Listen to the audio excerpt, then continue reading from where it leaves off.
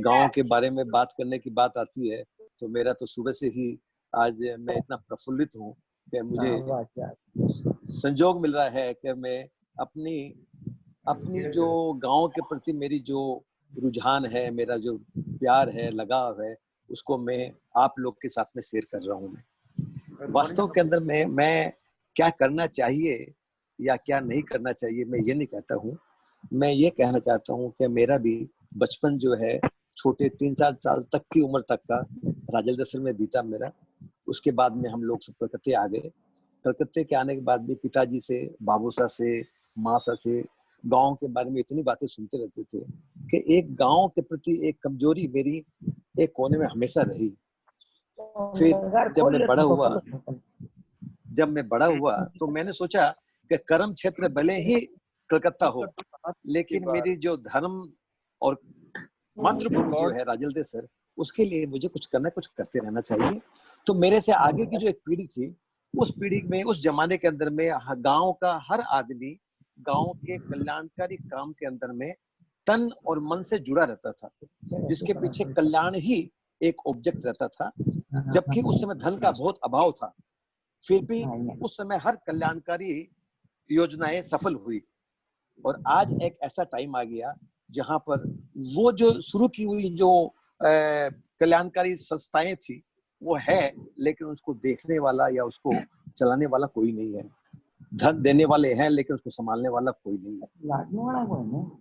तो मैं तो ये सोचा कि मैं गांव की हर गतिविधियों से जुड़ा रहता हूँ।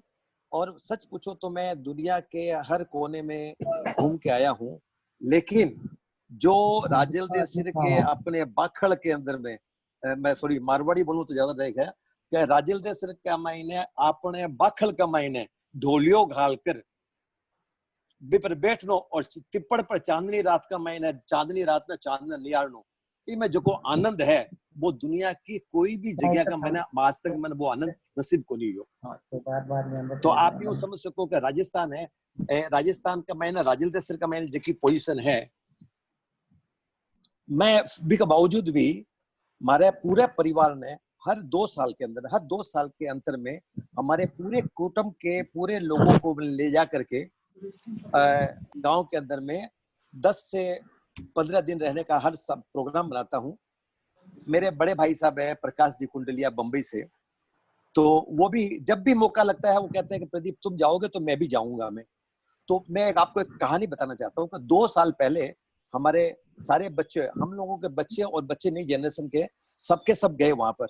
तो उनका इतना उल्लास देख करके तो भाई साहब ने मुझे कहा कि प्रदीप बच्चे जो आ रहे हैं गांव के अंदर इतना आनंद ले रहे हैं तो अच्छा अपने को हर साल आना चाहिए।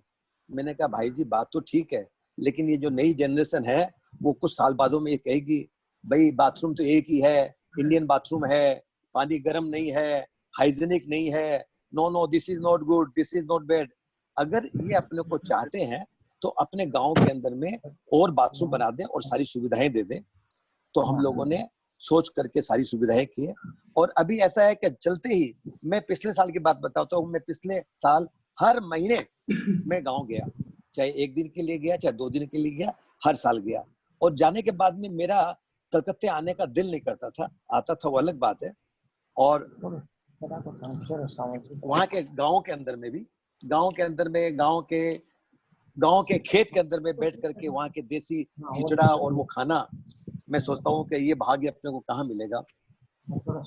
हमारे बच्चों को भी गांव की, अपने राजस्थान की सारी जो बाजरी की रोटी बोलो या खिचड़ो बोलो या फोगला का ढोकला बोलो या कुटड़ी राबड़ी बोलो, मेरे सारे बच्चों को राजस्थानी खाने का पूरा स्वाद, जिस ढंग से वो इटालियन खाना खाते हैं उसी तरह से अपने राजस्थानी खानों भी आनंद से खाना की आदत सगला ने डाल दी, ताकि बाको खान और पान का मैंने कठी कोई चीज नहीं आवे।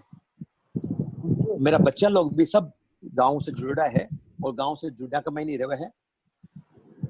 मैथिली शरण गुप्त की जो कविता थी, ग्राम्य जीवन भी क्या जीवन है, क्यों न जिसे सबका मन चाहे, थोड़े में निर्वाह यहाँ है, ऐसी सुविधा और कहाँ है। तो वास्तव में ये करुणा अपने को सिखा दिया कि सारे आडंबर के जितने खर्चे हैं, सारे आडंबर का जो काम है वो इस शहर के अंदर में है। आज भी मोटो खानो, मोटो रहनो और आनंद से रहनो गांव में ही संभव है। आज भी गांव में जो लोग रहते हैं इस ढंग से, उनको अस्पताल की और डॉक्टरों की जरूरत नहीं होती है। आज भी 80 साल 85 साल के कोई आदमी अगर गुजरते हैं तो वो कहते हैं कि मैं जिंदगी में मैं डॉक्टर ने दिखाई को नहीं मैं, और वो स्वस्थ है। मेरे गांव के अंदर में एक भंवर जी है, उनको मैं 30 साल पहले देखा था तो वो लगते थे कि 60 साल के हैं, और आज 30 साल के अंदर भी वो शायद उम्र उनकी 90 हो गई होगी, पता नहीं, लेकिन मुझे लगते हैं वो 60 साल के हैं। वही मोटा खाना है, वही 5 किलोमीटर चलना है पैदल, वही धूप में चलने का है, और वो बंदे जिंदगी में एक बार भी डॉक्टर को दिखाए नहीं। मैं तो ये कहता हूँ कि अगर अपने को स्वस्थ रहना है तो कम से कम जो प्रवासी है उनको साल में कम से कम 15 दिन गर्मियों में और 15 दिन सर्दियों में अपनी बॉडी को सीजनड कर लेना चाहिए, तो उसको किसी डॉक्टर के पास में और किसी हॉस्पिटल में जाने की जरूरत नहीं होगी। कहा है कि गांव के अंदर में, मैं आपको बताऊं, गांव में भी अब वो अनएम्प्लॉयमेंट वाली बात नहीं है। वहां पर जितने भी सुनार मैंने देखा, हर सुनार वहां घर में बैठ करके गहने बनाते हैं, और वो गहने सारे एक्सपोर्ट होते हैं बाहर में। और वहां पर जो लाह के लाह का कड़ा की बना के कुटीर उद्योग इतना जोर से है कि वो सारा का सारा ईरान की कंट्री में, इराक की कंट्रियों में एक्सपोर्ट होता है। और साग सब्जी, सूखा साग, पापड़, चद्दर, आजकल ये सब कुटीर उद्योग गांव के अंदर में हो गए हैं। अगर बड़ी बड़ी सपने नहीं देखें, अच्छे निर्वाह के अंदर में, तो आज भी गांव के अंदर में वो सारी सुविधाएं के साथ में अच्छा जीवन बिता सकते हैं। एक बात और मैं बताऊं, गांव के अंदर में एजुकेशन के बारे में, आज के डेट के अंदर में गांव के अंदर में एजुकेशन, आप मोंटेसरी स्कूल से लेकर के, इंग्लिश मीडियम से लेकर के, स्कूल से लेकर के कॉलेज तक सारी सुविधाएं हैं।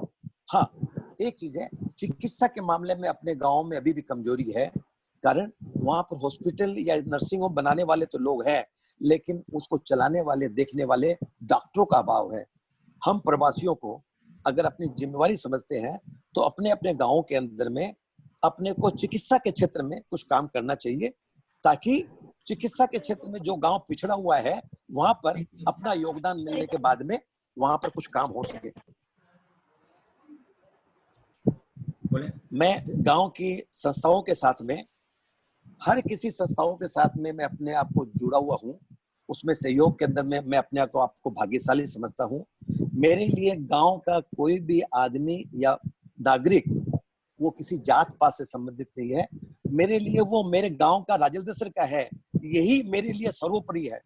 और सच पूछो ना तो गांव से एक फोन आता है ना, तो उस दिन मैं गांव की स्मृतियों में ही खो जाता हूँ, पता नहीं क्या बात है मुझे। तो मैं तो यही सोचता हूँ कि मैं जब मौका मिले, जैसा मौका मिले, मुझे गांव की गतिविधियों में, गांव में समय बिताने के लिए जब भी मौका मिलेगा, मैं उसके मौके को अवेल करना चाहता हूँ।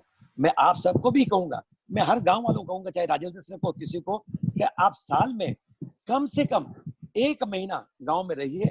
आपकी तबीयत अगर तंदुरुस्त नहीं हो तो मुझे कहिएगा कि आप गलत कर रहे हैं। अब तो देखिए कोरोना वालों ने दिखा दिया कि गांव में रहना ही आपके स्वास्थ्य के लिए ठीक है, कम खर्चे में सारा स्वास्थ्य रहना भी आपके लिए ठीक है।